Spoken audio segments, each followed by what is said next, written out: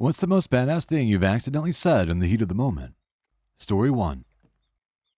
When I was 12, my older sister had a boy over for Thanksgiving dinner. She had dated lots of douches, but this guy took the cake. Big, brash, annoying dickhead who was rude to her and basically everyone. As we sat down for dinner, before we were about to say what we were thankful for, he says in inaudible moron grunts, "Huh, looks like I'm seated at the head of the table. Must be important," with a huge shit-eating grin. Without pausing, I gestured to my dad, seated opposite of him, and said, "Actually, my dad is at the head of the table. You're the asshole." My mom scolded me for swearing at the table, but years later told me her and my dad thought it was hilarious. Story 2. I worked at Target back in college in a stocking job where we had to be there at like 4 to 5 a.m. to unload trucks. One morning I overslept a little bit and walked to the unpacking line about 10 minutes late eating a breakfast bar. The boss stormed over and started loudly berating me in front of everyone for being late. As he was going on, I was listening and taking bites of the bar without much expression, mainly because I was so damn tired. It finally bothered him that I was disrespectfully chewing during the yelling, and he stopped mid-sentence, held out his hand, and said, "Give me that damn thing." It just happened that I only had one bite left, so I took it, handed him the wrapper, and said, "Thanks," with a mouthful of food. He paused and started laughing at the ridiculous response to his bitching. We were buddies after that. This one made me laugh so hard when I played it in my head. Story 3. At work at a company meeting, someone was presenting something cool they volunteered to work on and finished. They then explained things they thought they could do better in a self-deprecating way, and a bunch of other people started railing into his work with petty criticism. It was definitely good work, though, and a thought just hit me, so I blurted it out. Sometimes done is the best feature.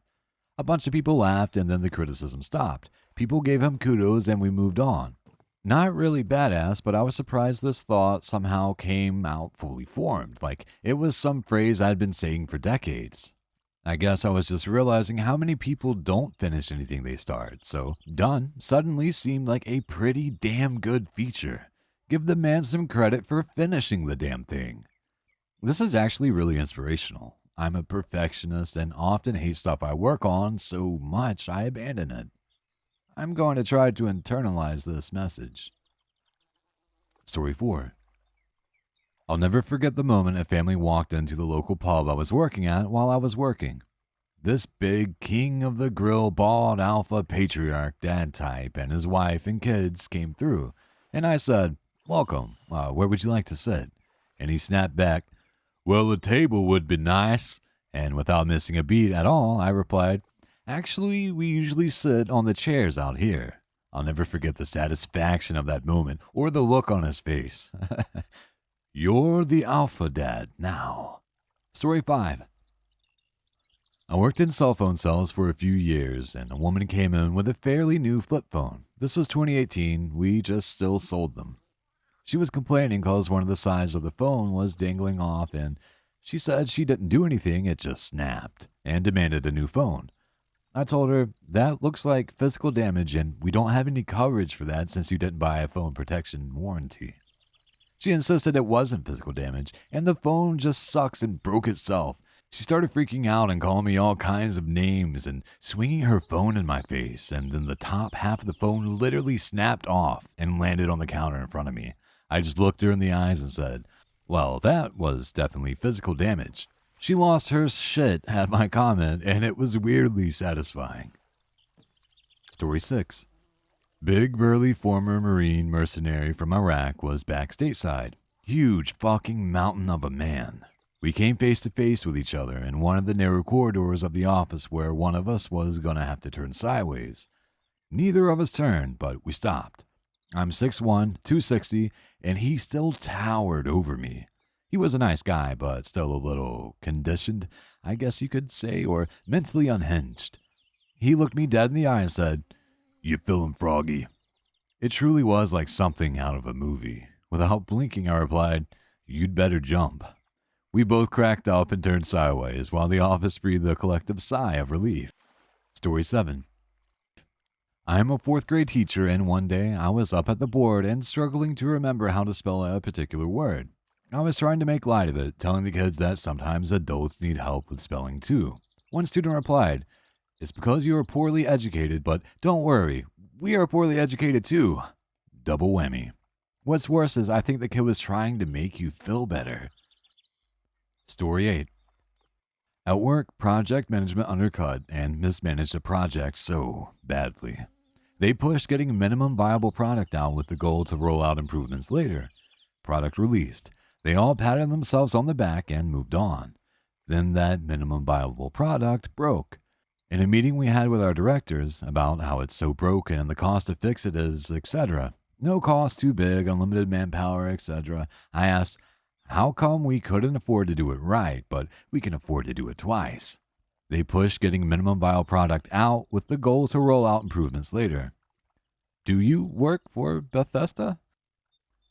Story 9. My uncles were bitching about my dad, so I walked into the conversation and told them it wasn't polite to talk about people behind their backs. My uncle turned to me and said, I shouldn't interrupt them when men are speaking, and completely out of character, I replied, I don't see any men in here. Boy, did I get some shit that day, but that's how I knew I won that exchange. Story 10. Working retail, a Karen once told me she hoped I'd die. I was so into work mode that I blankly responded, I mean, we all die. That's not much of a threat. Maybe it was my lack of intimidation or blank stare, but that really shut her up. Story 11. I didn't realize the nature of my comment when I wrote it, but in high school, one of my teachers did end-of-the-year anonymous evaluations. Everyone hated him, and I understand why, but I still did well in his class. I wrote, I don't have any critiques about your teaching, but I think you should work on being a better person. Dude, how old were you? That line would have definitely destroyed me if I had been your teacher. Story 12.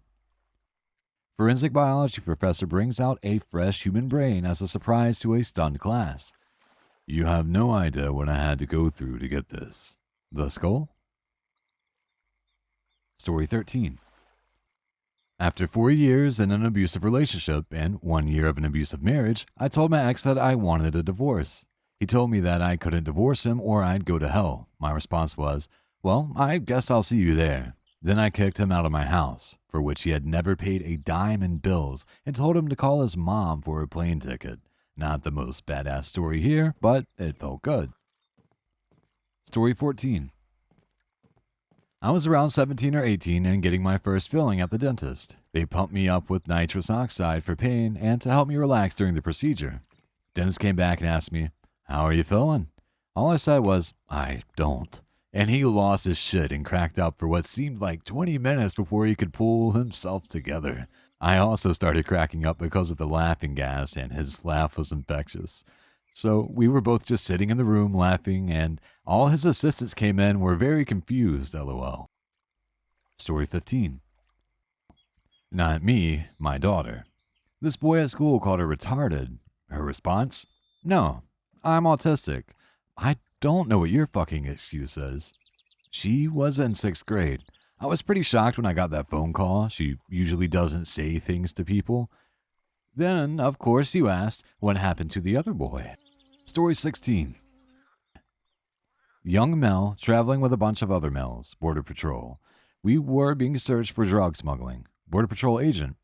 You know I have the authority to cavity search you.